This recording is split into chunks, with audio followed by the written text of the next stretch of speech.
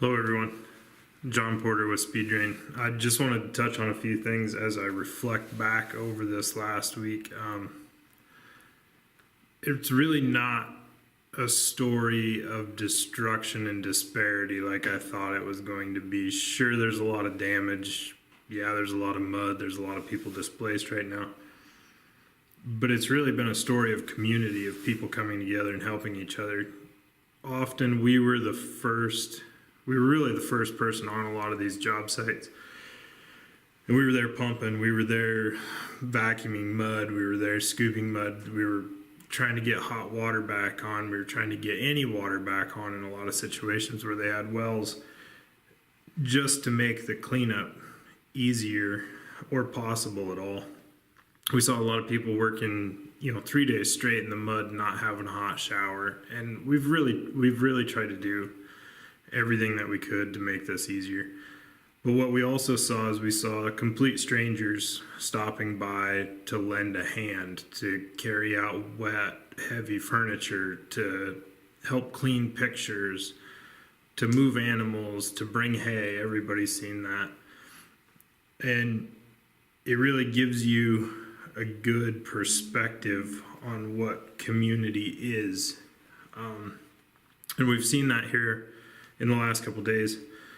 So we've had a couple of vendors reach out to us. We've had a couple of nonprofit help, support groups reach out to us. And for those, there's a lot of people that we ran into, they don't have flood insurance.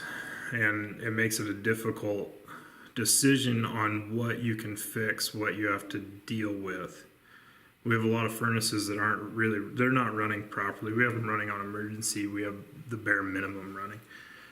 Some of these water heaters, the older style where they have the fiberglass insulation built into them, when they get wet, they will rust from the outside in instead of the inside out. So a lot of these, we've done the bare minimum. We've put thermostats in, we've put elements in, whatever fried when it got wet. The vendors, the nonprofits have reached out to us and they said, we want to help. And they're really opening this up to just equipment right now. But they see the need. It's not the food, it's not the clothes, it's not the bedding. They're seeing the need for the rebuild going back on.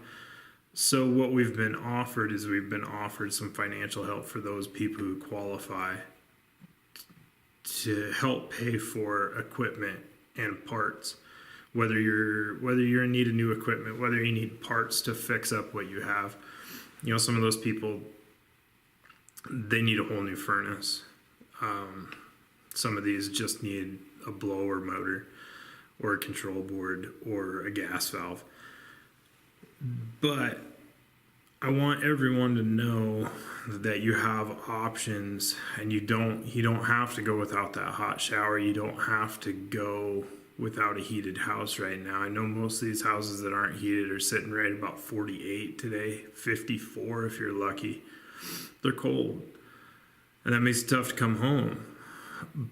But these people have reached out. They've put together a lot of community support. They've opened it up. They've said, if you don't have hot water, if you don't have heat, if you can't afford the equipment, you don't have flood insurance, we want to help. And through Speed Drain, we want to help too. We want to get you that hot shower. We want to get that heat back on in your house. So I know this is a delicate thing, pride and everything, but please feel free to reach out to me personally, and I'll help you through this. If you have questions, ask me. If you know somebody who needs help, get a hold of me. Get me in contact with them. Let's get them that hot shower. Let's get the heat back on in the house so they can go home.